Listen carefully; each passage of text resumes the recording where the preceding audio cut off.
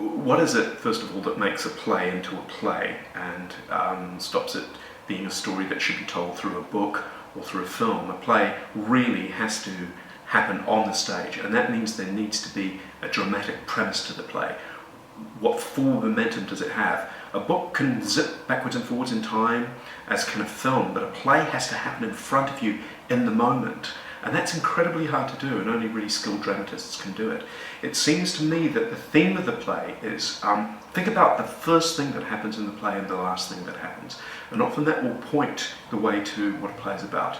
As soon as the house lights or the lights have come up on the scene, and we see Seamus in his kitchen, the first thing we hear is the dog bark. Then the car arrives. Now, you'd normally think that you'd hear a car arriving, then the dog would bark, but the dog is incredibly important in Slapdash Assassin. The last sort of unit of action of the play is the dog being killed off stage. And there's a line that keeps coming in through the script, which is, "You can't teach an old dog new tricks," which I think points the way to the theme of the play, which is about that you can't end violence with violence, because it becomes a self-fulfilling prophecy. And that's, I think, the terrible, vicious circle that Jerry finds himself in. The more violence he commits, the more violence there is. And I think that is certainly one of the themes of the play. Another really important theme for me is the danger of people who think they're right. And really, you can only ever go to war if you believe you're right. You know, God is on our side. We know we are right. I'm right. There's no grey in the world. It's black and white. And Jerry is the collateral damage of men who think they're right. Both his grandfather and his granduncle are both men who are determined that they are right from opposite points of view. And Jerry is the collateral damage. He loses his humanity through doing deeply unhumane acts. There's an interesting debate to be had, first of all, about whether they are ghosts or what are they. It seemed to me, and I was really afraid to call them ghosts, because if you call them ghosts, it suggests that they're supernatural, and then you can get into a sort of fantasy, which I don't think the play's about. It seems to me that they're actually theatrical representations of Jerry's conscience. He killed these 3 young guys and buried them on the farm, and part of him is with them. So when you come into the theatre, there's a soundtrack playing, which is the sound of a farm, as if you would hear it from beneath the earth. The ghosts, or these aspects of Jerry's conscience, the baggage, if you will, that he's carrying around, that he's killed these guys, aren't actually in the script. And so it was my idea of director to represent those guys, because I wanted us to understand that the things that Jerry were doing weren't just water off a duck's back to him, that they were somewhere landing on his conscience and actually mucking him up as a human being.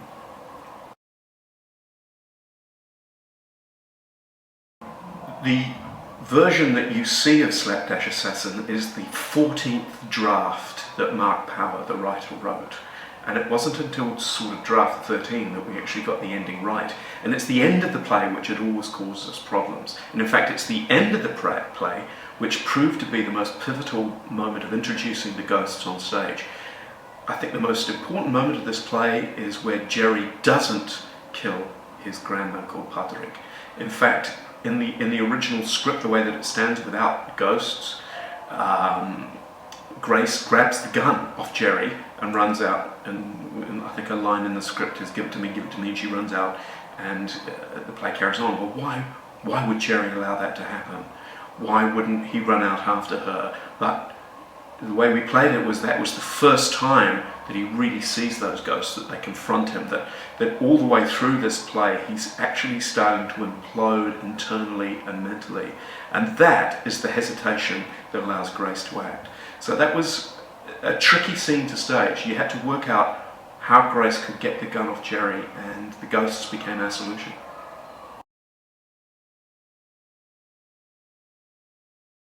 There's 2 aspects to the set design. There's the inside of the kitchen of an Irish cottage, which is clearly a large house. There's evidence in the script that there's much more a house elsewhere. But there's also these roots of trees which hang suspended in the space. That was sort of a suggestion of Jerry's internal mental state, that there's this almost nightmare scenario. So we wanted it to be very real inside. And basically we've got an enormously wide stage here in Addington, the Court Theatre in Addington. And it's a very intimate play, and I wanted to get that feeling of focusing the action very tightly. We also had a slight incline. There was a 2-degree incline. I don't know if you noticed that. And also the front of the very corner is coming off the stage. I wanted to get this idea that Jerry's world is actually starting to unbalance. It's starting to career out of control. So you get the pressure of this nightmare world outside, which the ghosts inhabit.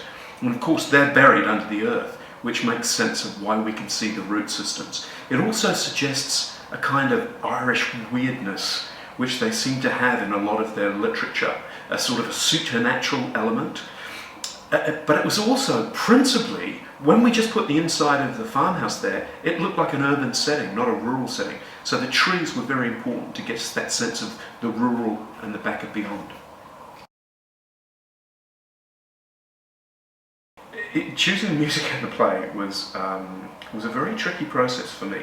I could see this play as a director, and I think that's really important, that when you read a script, it's important that whatever scenes you see, that you build off that with how you want to bring it to the stage. But I couldn't hear this play. And that was because every time I tried to apply a type of music, it seemed like a cliche to me. I just didn't want a cliched Irish music. I just thought that would be too obvious.